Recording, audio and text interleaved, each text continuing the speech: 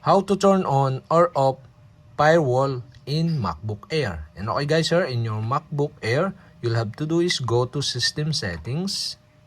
In System Settings, go to Network. You can see on left side. In Network, you can see the firewall, and the firewall is inactive. To turn on or activate the firewall, okay, you'll have to do is click this, and now you can see the switch button on the right side.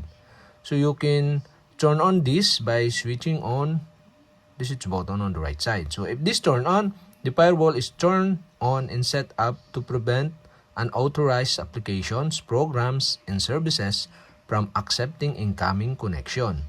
So okay, we have successfully turned on or activate the firewall on your MacBook Air. And to deactivate again or turn off, okay, you'll have to do is switch off the switch button on the right side. And that's it. Okay, we have successfully turned on or off firewall in MacBook Air.